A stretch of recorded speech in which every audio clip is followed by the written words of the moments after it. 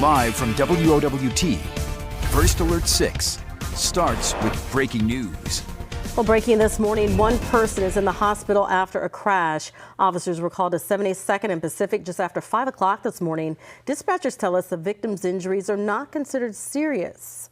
Meantime, crews battling a late night house fire.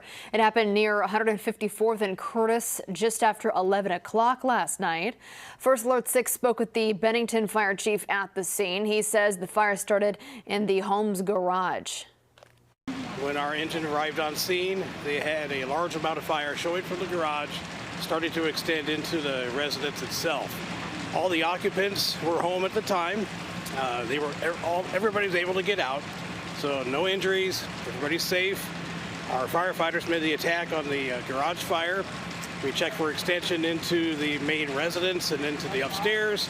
A little bit of fire got into the attic space. They were able to control that pretty quickly and contain the fire mostly to the garage itself. Authorities say the fire was under control in about 20 minutes. So far, no word about the cause. Stay with First Alert 6 on air and online as we work to learn more about both of these incidents. Well, good morning, everybody. Good to have you with us on this Thursday morning for our First Alert streaming. I'm Cerise Cole. And I'm Erin Hartley, joined by meteorologist Jarrett Lansford and Senior Chief Meteorologist Rusty Lord. A little bit warmer to start the day than we were yesterday. Yep. Still, though, going to be a nice afternoon. Got a great one on the way, and we're already starting to see the only really thing that could get in the way of any warming today move out of the area. So a couple little sprinkles, little showers left over in parts of the area. The best of these left and north of I-80 on the Iowa side from Monona County down into parts of Audubon County. A little bit left around Atlantic, but these are even north of Harlan now. A little bit from, say, Mapleton to Denison to Carroll. That's about the extent of it right now. And they're moving east and out, taking the clouds with, and you can see there's pockets of clearing showing up already. We're in the 30s, 36 right now, which is pretty darn close to our average high this time of year. So a warmer start, like Aaron said, a 28-degree wind chill. Now, these numbers, a pretty significant jump from yesterday morning. So widespread 30s on the map. Even as you get up where these showers are falling, look at that. It's above freezing, so you don't have to worry about any of this icing up or staying frozen if a little sleet or snow does fall. And all these numbers, anywhere from 10 to 25 degrees warmer than what we had at the same time yesterday. It has been an incredible warming trend for the morning hours, and now into the afternoon we're going to tack on a little more as well. So there's the last of the clouds moving out. 9 o'clock temperatures, 30s and 40s. We make our way towards noon. We're looking well into the 50s, about 53 degrees by lunch. That is what we topped out at yesterday. We could be there around the lunch hour. Then into the afternoon, we're looking at temperatures 58 to 59 for a high, 5 degrees warmer than yesterday, 20 degrees warmer than average for this time of year. Again, remember, we should be in the 30s for afternoon highs at this point in February. Into the evening, we slowly cool down. And then heading towards tomorrow morning, I think we'll have a few more 20s on the map. So we'll dip down into the 20s, not quite as far as yesterday morning, but a colder start out the door on Friday. Then 60 on Friday, 61 on Saturday on Valentine's Day. Small chance of some showers there on Valentine's Day. You'll notice, though, watch the southern part of the map here. That's where a little bit of moisture could try to add up on Saturday. Beatrice, Falls City, Maryville. I think everything should stay south of Nebraska City the way it's looking right now with that Saturday round of rain. So it's mostly just clouds for the vast majority of the area. Could have a little influence on temperatures. All right. I know, speaking of temperatures, we broke a warm weather record earlier this week. Warm weather. I was going to say that again. Why did I do that to myself? So Monday, you had your eye on another potential that we could at least tie. Are we still on track for that? The way things look right now, yeah. So it was last Monday, earlier this week, when we broke that record. Absolutely crushed it by 12 degrees. That's what Cerise was trying to say. 67 is what we have in the forecast for Monday, and that is the record high this upcoming Monday, 67. But this one's a little more recent, 2017, so that's the one to watch. That's not the warmest day, though. We will keep warming on Tuesday. Right now we have 69 in the forecast there. The record's a little farther out of reach on Tuesday. It's in the mid-70s, so we'll watch to see which way temperatures trend. But a couple of breezy days there to help us out. Still, it's trending warmer on Wednesday, and we'll watch this system towards the end of next week that still tries to bring us some rain or some snow to the area. We'll have the latest on that and how that could influence things in our area. We really need some moisture. Yeah. What's out there right now just isn't cutting it. We need a little more by the end of next week. All right, it's going to update on the roads this morning. Jared's been following a crash for us. Yeah, a new one that just came in, and this is going to impact anyone who's using Maple early this morning. Particularly westbound is where we're looking at this. Let's take a look at what we've got here on the map, and it's right at that intersection with 90th where we have this one that just came in. So it's pretty fresh, so the traffic map's not showing any delays right now, but may still be getting some data, and it's possible that you may encounter some delays by the time you get there. So use some extra caution as you head through that stretch on Maple westbound right near 90th. Elsewhere, we do have a few other delays that are showing up. Nothing that's major, but if you're traveling on Cummings Street right around 24th or so, we've got some road work that's happening in this area, and we also have a little bit of some delays as well as you get just past the North Freeway. So a couple spots on Cumming to watch for things to be a little bit slowed. We go quite a bit further to the north and west. This is Blair High, where we do often get some delays at this point in the morning as you're approaching 680. We had those not too long ago. Looks like it's improved some right now, but again, be ready for that possibly to get worse as we continue to increase the traffic. And then southbound 144th as you're getting near I-80, also northbound 144th approaching I-80. So if you're trying to get to I-80 on 144th, you're looking at some delays that are showing up at this point. Nothing major out of any of those, but things that you want to be aware of as you're heading toward those spots. Most spots moving along pretty well, and we're looking at even some roads that sometimes have issues at this point in the morning, like the JFK and Dodge, holding up in good shape. We'll keep an eye on it as we continue to increase the amount of vehicles on the road. Something else that I'm going to watch for, we've had some sun glare issues the last few mornings, and we're going to check and see here in a little bit how those spots are faring and if that could be a big problem. Okay. Jared, thank you. Happening today, Nebraska Secretary of State Bob Evnen is set to release the state's voter registration list to the DOJ.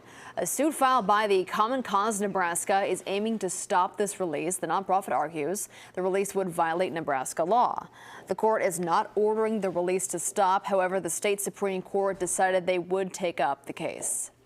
Also happening today, the 4 additional people arrested in connection to the disappearance of a Nebraska couple and their unborn child will be in court. Earlier this week, police arrested Amy Mitchell, Sheena Miller, Matthew Licklider, and Kendall Hawthorne. We're told they all live at the property where investigators say Roberto Tanner and Hannah Neville went before they were killed.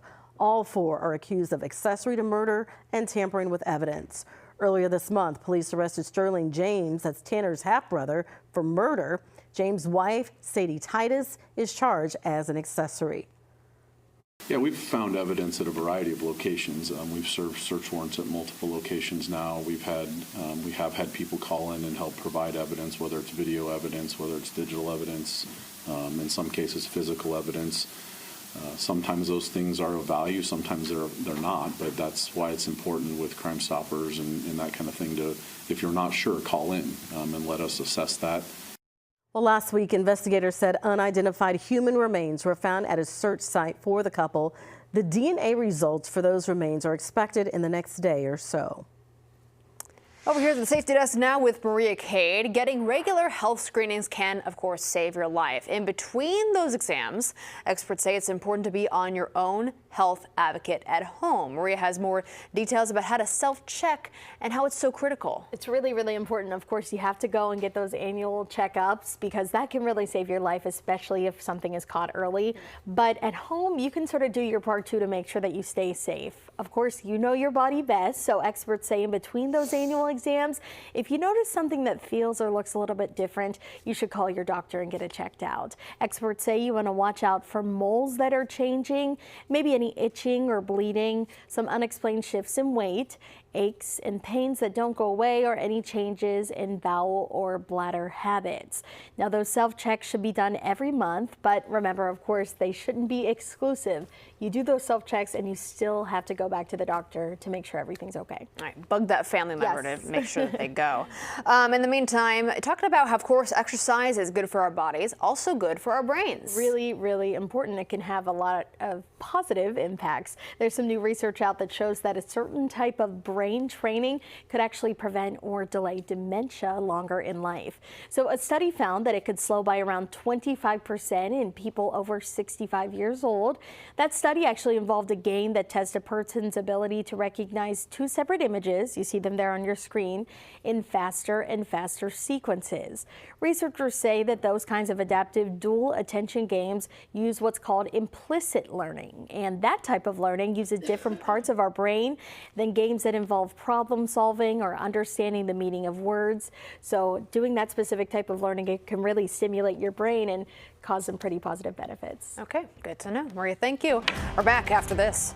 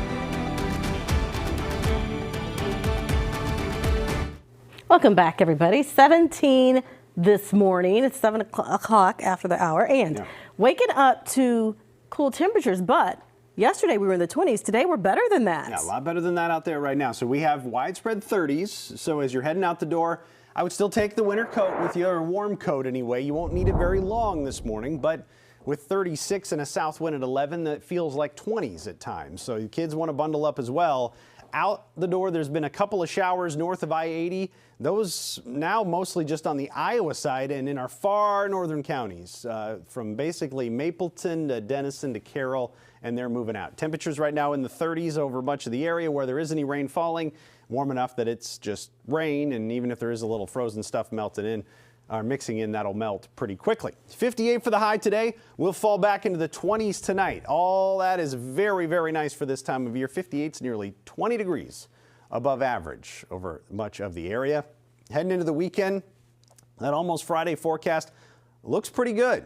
Friday, Saturday, Sunday, near 60. Sunday probably the best day because they'll have the fewest clouds and the warmest temperature, but a very, very nice stretch overall. It could have some clouds get in the way a little bit on Saturday. Try to bring some rain. We're below average for the year, for the season now, and for the month, and we really, really need some moisture. If it weren't for nearly an inch of rain early on in January, those numbers would be much, much worse. So we'll see what we can get here on Saturday. It does look like towards 8 o'clock in the morning Saturday, could have quite a few clouds. Some thin ones, though, on the north edge. Ones down to the south may be producing a little bit of rain around Rockport, Maryville, Falls City, and then those move out. So that's the northern extent of the rain as of right now. We'll watch to see how far north that can get. And then still tracking that record high on Monday. 67 is the record, and 67 is in the forecast for the afternoon hours on Monday. So that's where we're heading with that. A little bit of a breeze to help warm us up too. So overall, it looks like a pretty good weekend on the way by February standards. We'll be 20 to 25 degrees above average and a lot of sunshine to enjoy, especially on Sunday. Yeah, certainly is. So looking ahead, any chances of rain or in our forecast? We've been exceptionally dry. Yeah, we need some of that. And there's a couple ones I'm watching here. Keep an eye on Tuesday. We might catch a little bit, but by far the best odds are still lining up towards the end of next week. We're keeping the odds low because we can't quite figure out which day it is, but let me show you what models are showing. This is Tuesday in the morning hours. We might just catch the southern edge of a little bit of moisture here Tuesday in the evening. And overnight, better odds to the north with that one. Then we zoom in a little closer and you can see Thursday with some rain. And then this system still around Thursday night, maybe wrapping in a little snow to the area. I don't want you all to be startled. I know we've been spoiled rotten in February, but it can still snow. Yeah. And we're going to have to watch for that, I think, Thursday night into Friday. Potential for that. Some models even suggest that lingering into Saturday. So some things to work out, but it's still there. It's been there for the last several days. And you can see the odds leaning towards going to be better odds of getting some moisture anyway for the end of the month over much of the country. So the pattern is changing and we'll get better opportunities next week. I promise if we have snow in the forecast, I will not complain. It has been too nice. It has been great. I will not complain. Can I? Why not? It'll balance out. Somebody has to. All right. Well, it may be a good idea for people to get their sunglasses before they head out this morning because that sun glare has been an issue. We've had it as a problem over the last few mornings, and I know that it's cloudy in part of the metro right now, but I'm watching some clearing that's trying to happen, and it may not be quite as much of an impact as the last few mornings, but it is something to watch. Let's take a look at what we've got going on in the area as far as what we've got with some of our cameras. And as you can see, we are looking at a little bit of some sunshine that's trying to break through some of those clouds there in the top left. That's the sort of thing that we'll watch if we could see some of those clouds thin enough that we get that just in time for the commute. So keep that in mind. Dodge eastbound, I-80, 370, those are spots that do slow down in that sort of situation. I want to touch on this. We've got a crash that appears to have taken place here around 72nd and Grover. Look at all the backups that are starting to show in that area as you're heading northbound. That's an issue that you want to keep an eye out for. And it's also not just impacting northbound 72nd, but you also are looking at, as you try to make your way to some of the exit ramps there, particularly from westbound I-80, things are backing up there. So that's something I'll be watching. You want to be prepared for things to be quite slow in that area. Maybe consider making your way to 84th for northbound travel. And also still watching that crash Maple westbound right near 90th. Not seeing much in the way of slowing with that one, but another spot that I am watching early this morning. The overall view of the map shows that most areas are doing pretty well, but again, we got those couple that we need to keep an eye on through the course of the morning. And again, maybe a little bit of some sun glare that could have an impact for us as well as the morning goes on. All right, Jared, thanks. Still ahead. You know the songs, now hear the story. Yeah, we'll take you behind the scenes of the Neil Diamond musical, A Beautiful Noise, playing right now at the Orpheum.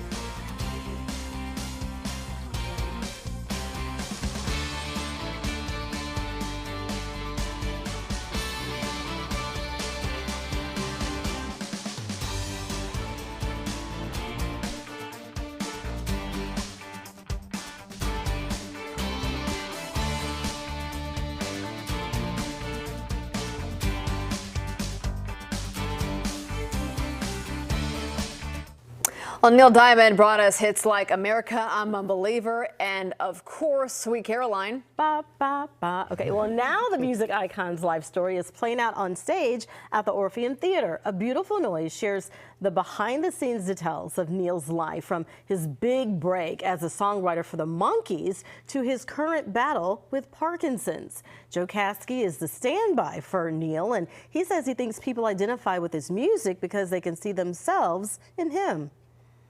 I think that anyone can sing along to any one of his songs. There's nothing that he's doing that is unattainable, and it's over the top, and it's this whole like put him on a pedestal. We can't ever listen to this because he's so much better than us kind of thing. And I think that he's right with the blue collar working person in this country, and I think that is the majority of what people connect with. A Beautiful Noise is running through Sunday. You can go to our website, firstalert6.com, to see a special performance of Sweet Caroline sung by Joe. I thought he was amazing. Maria and I both went earlier this week. Yes. I thought he was amazing as Neil Diamond. Really, really good. I mean, he captured the voice. He and did. the performance style too. I thought it was, he was really, really good. And one thing that I thought stood out to me about this show is that people went crazy. They acted like they were seeing Neil in concert. I mean, they were standing up in the middle of the show. They were swaying, standing up. It was, I never seen anything like that. Normally, I know a lot of people get excited and stand up and dance maybe at the curtain call, the finale of a musical. But during the show, you're right. Multiple numbers too. It wasn't just Sweet Caroline. It was all throughout. I went into this not knowing anything about Neil Diamond, and I learned so much. I didn't know he wrote songs for the Monkees. I didn't know that either. I didn't either. I didn't know that he was on a record label with a mob. Like, there's so many. He had such an interesting life, and I'm like, oh, he sang that and that and that. A lot of songs that you don't realize that he either sang or wrote. Really, really cool. You guys have a favorite Neil Diamond song? Probably Sweet Caroline. Sweet Caroline? Yeah, they play at the end of Iowa State football games. Yeah. That's It's the go-to. It's the classic. All right, everybody. Thanks so much for joining us. We're going to get ready for our update in the Today's Show. We're going to give you a bird's eye view while we work. You can watch that streaming on the air, or you have two options. Can't get it out. Your Thursday. A lot of talking today.